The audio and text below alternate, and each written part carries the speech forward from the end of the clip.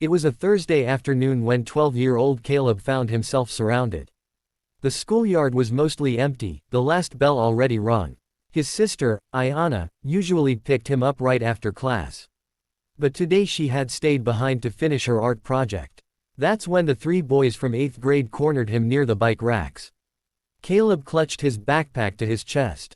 His eyes darted from one boy to the next. He recognized them, Josh, Tanner, and Malik, known across the school for their dirty sneakers and mean hearts. Caleb was used to teasing, but this was different. "Hey little man," Josh sneered, stepping in close. "Heard your sister's some big shot. Thinks she's better than us. She's not," Tanner added with mock enthusiasm. "She just struts around like she's somebody. Like we care that she gets all those medals." "Yeah," Malik muttered, giving Caleb's shoulder a shove. "Let's teach him a little humility." Caleb stumbled backward, dropping his backpack. He didn't fight back. He wasn't like Ayanna, strong, confident, graceful. He was just Caleb. Quiet, bookish, scared. They pushed him again, harder this time. He fell, scraping his palms on the concrete. He didn't cry, not yet, but the tears welled fast. "Leave him alone." A voice rang out, sharp as lightning.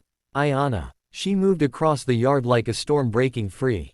15 years old, lean and fast, Ayanna's presence silenced everything. Her braids bounced behind her as she ran, her eyes blazing not with fear, but fury. Josh laughed nervously. "Ooh, big sister to the rescue." But Ayanna didn't stop. She dropped her bag mid-stride. She'd trained in martial arts since she was 7, Muay Thai, Taekwondo, and Brazilian Jiu-Jitsu. Her father, a veteran and instructor, had raised her with respect, discipline, and power in every fiber of her being.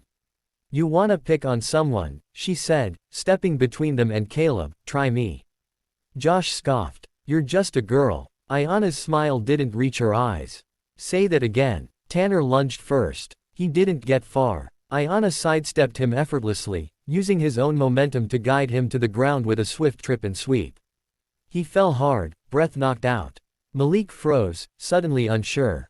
Josh roared and charged. Ayanna pivoted, dropped low, and delivered a powerful palm strike to his gut, followed by a quick hook that dropped him to his knees. Then she stood perfectly still. Malik raised his hands and backed off. "Get lost," she said, without even raising her voice. The boys limped away, humiliated, silent. Caleb sat on the ground, still wide-eyed. Ayanna knelt beside him, helping him to his feet. He sniffed, wiping his face. "You okay?" she asked. He nodded slowly. You were like a superhero." Ayanna chuckled and pulled him into a hug. "No, I was your sister. .. But the story didn't end there. The incident made waves. Someone had filmed it, the clean takedowns, the raw protectiveness in Ayanna's face, the fear she transformed into power. It hit social media the next day. Ayanna the Avenger, they called her. At first, the attention was overwhelming. Students whispered in the halls. Some praised her. Some resented her. The principal called her in, not to scold her, but to understand. "I don't tolerate violence," he said sternly, "but I do recognize courage when I see it." Ayanna was offered a chance to start something new, a self-defense club. She hesitated at first. Would people really come? They did. Girls who felt small. Boys who were tired of being picked on. Even kids from other schools heard and joined. What began as a few awkward students in the gym after school became a movement. But Ayanna still faced challenges. Jealous classmates tried to discredit her. Trolls online mocked her appearance, her skin, her hair. She cried sometimes, behind closed doors, when the pressure got too much. But each time she thought of quitting, Caleb's voice reminded her. "You were my superhero." That mattered more than any comment.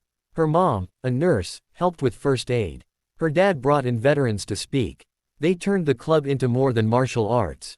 It became a space of healing. A place where broken spirits were mended through strength, respect, and unity. Years later, Ayanna would go on to win state championships, even earn a scholarship. But the moment she cherished most was a letter she received one quiet afternoon. It was from Malik. "I don't expect you to forgive me," he wrote. "But I wanted to thank you. Watching you stand up that day, it changed something in me. I got help. I'm different now. And it started because of you." Ayana held the letter tightly, tears brimming again, but this time from something deep and soft.